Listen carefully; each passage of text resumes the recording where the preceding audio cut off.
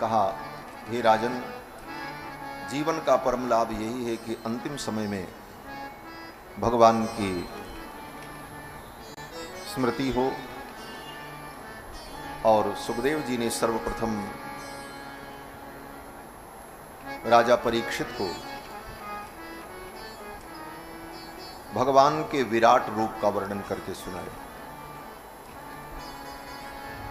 सुखदेव जी कहते हैं, राजन, पहले व्यक्ति को जितासन बनना चाहिए। जितासनो जितश्वासो जित संगो जितेंद्रिय। जितासन, जितासन का मतलब आसन को जीत लो, अर्थात बैठने का तुम्हारा अभ्यास बन जाए। कोई भी साधना तभी सफल होती है जब बैठने का अभ्यास हो। 3 घंटे 4 घंटे एक आसन से बैठने का अभ्यास बन जाए। जमीन में बैठ नहीं सकते, 5 मिनट बैठें तो पैर इधर फैलाना पड़ेगा, उधर फैलाना पड़ेगा। कुर्सी सोफा पे भले बैठ लें, जमीन में बैठ ही नहीं सकते। शरीर को इतना भोगी बना दिया प्रारंभ से ही कि योग करने की स्थिति ही नहीं रही। सुखदेव जी कहते हैं, जितासनो, पहले तो आसन लगा करके बैठने का अभ्यास करो। पद्मासन लगा करके बैठ जाओ तो 4 घंटे बैठे रहो,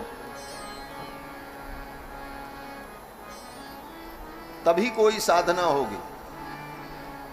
जप करना है, पाठ करना है, तो आसन पर हमारा नियंत्रण हो जाए। कथा भी करनी है तो 4 घंटे कथा करना तो एक आसन से बैठना पड़ेगा। सुनने वाले को भी एक आसन से 4 घंटे बैठना पड़ेगा। तो जितनी साधनाएं हैं वो साधनाएं तभी सफल होती हैं जब पहले बैठने का आपका अभ्यास बने, तभी साधना होगी, अन्यथा नहीं होगी। इसलिए जितासनो जितश्वासो और प्राणायाम के द्वारा अपने प्राणवायु का नियंत्रण हो। जित संगो, विषयों का और विषयी व्यक्ति का संग मत करो। और जितेंद्रिय, अपनी इंद्रियों पर अपने मन और बुद्धि के द्वारा नियंत्रण करो। इंद्रियां तो कहेंगी हमको ये चाहिए, लेकिन बुद्धि क्यों है? बोले बुद्धि पग्रहमेव तत् इंद्रियाणि हयान्याहुः।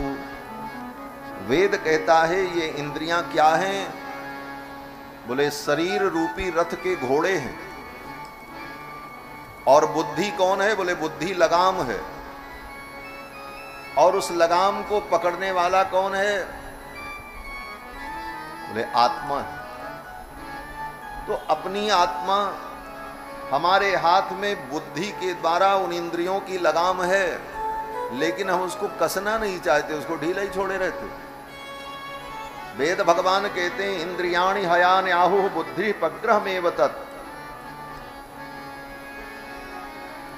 और इस प्रकार इस शरीर रूपी रथ के इंद्रियों को अगर आत्मा ने अपने नियंत्रण में कर लिया तो ये रथ इस आत्मा रूपी रथी को उसके गंतव्य तक, भगवान के चरणों तक पहुंचा देगा।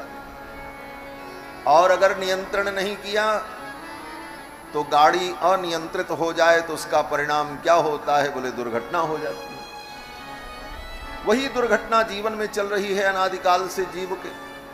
उस दुर्घटना से हम बच नहीं पा रहे हैं। क्यों? बोले इंद्रियों पर बुद्धि के द्वारा हमारा नियंत्रण नहीं हो।